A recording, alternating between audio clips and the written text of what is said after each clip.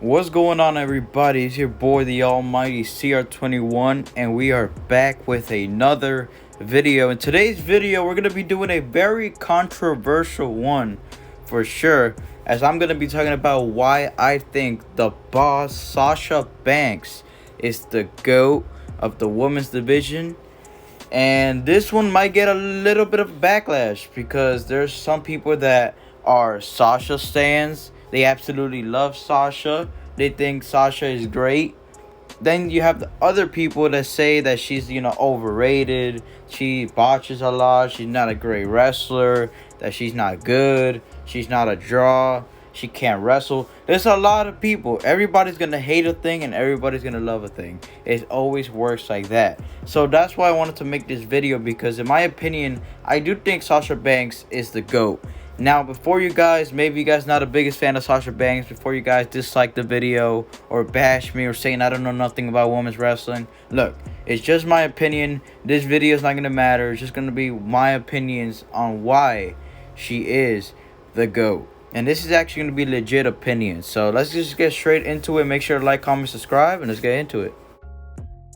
Number one reason that I think she is the GOAT is because of her matches, the work rate. Sasha Banks, it's rare for her to have a bad match. You just don't go on and say, oh, that was a bad Sasha Banks match. You're probably going to mention the other person. Like, look, Sasha Banks can legit have a match with Nia Jax. Nia Jax is like one of the worst wrestlers ever. But she can have a match with Nia Jax and make the match look somewhat decent. Sasha Banks could carry a match. That is something that not a lot of people could do. And I don't want to bash these people, but people like Becky Lynch. Becky Lynch is a fantastic wrestler. Amazing talent. Don't get me wrong. But she's not a one that could really carry a match. Or, for example, let's look at Bayley. I absolutely think Bayley's one of the best.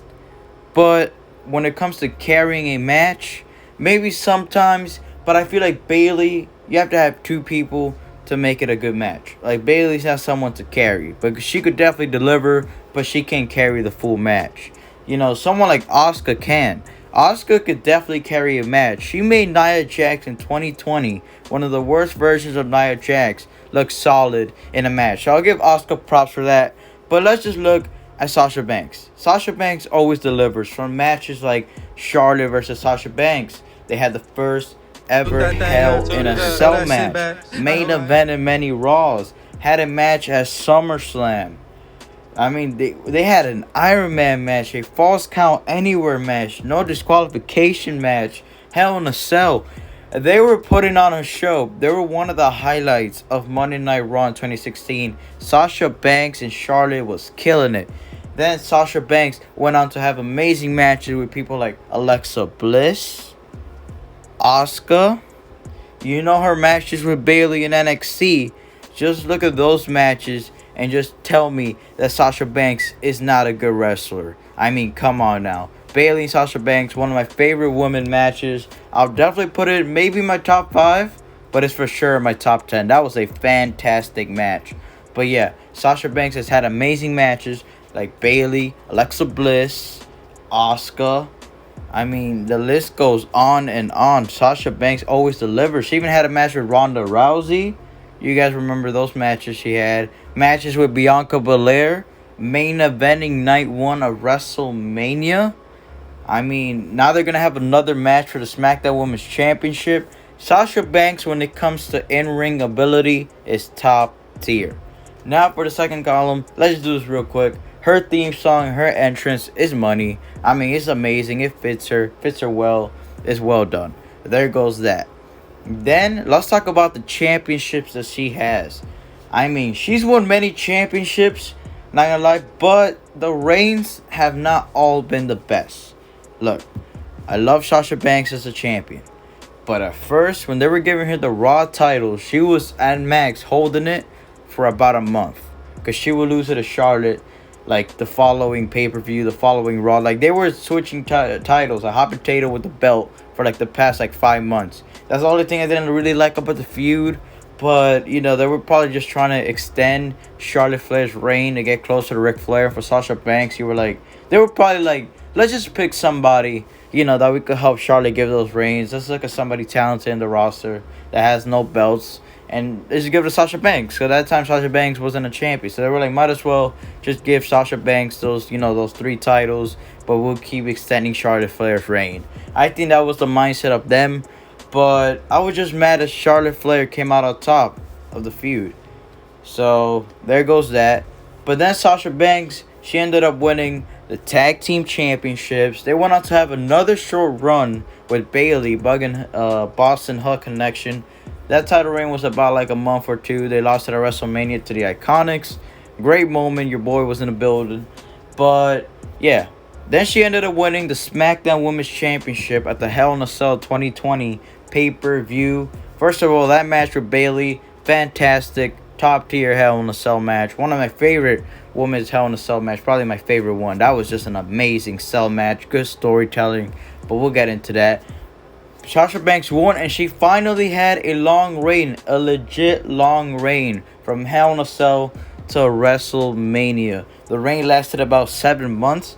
Very good reign. She had good matches with people like Carmella, and she had good matches with Bianca Belair. Now, if you look at it, she really didn't face a lot of like new people. Like, she had like a storyline going on with Carmella for like 3 months. And then just building up with WrestleMania. And then in the middle, you'll just have Bianca Belair and Sasha Banks take on Nia Jax and Shayna Baszler. I mean, that was just a mess. I don't even want to talk about it. So, yeah, the reign wasn't the best. But at least it was a long reign. So, it made it more legit. So, there goes that. Sasha Banks has won many championships in the WWE. And it looks like she's even going to win at the SummerSlam pay-per-view. So that's even going to add to her legacy. But when it's said and done, I believe Sasha Banks will retire with 10 championships. That's my prediction. She has already like 6. She wins another one, 7. I could see Sasha Banks in the years to come, when she retires, I think she's going to retire with 10 titles. Those are my predictions. She's definitely going to win more. But I feel like they're going to give her 10. Maybe 11. But I for sure see them giving 10. Because Sasha Banks has that star power and that ability to be the face of the whole division. And Sasha Banks is one that I could see going Hollywood. I could see Sasha Banks retiring like around when she's like 34, 35. Like 35, 36. You know, around that time. Going to Hollywood, doing her thing. She was already in the movie. You know, she's an attraction. I mean, she's a little bit of a draw in the women's division.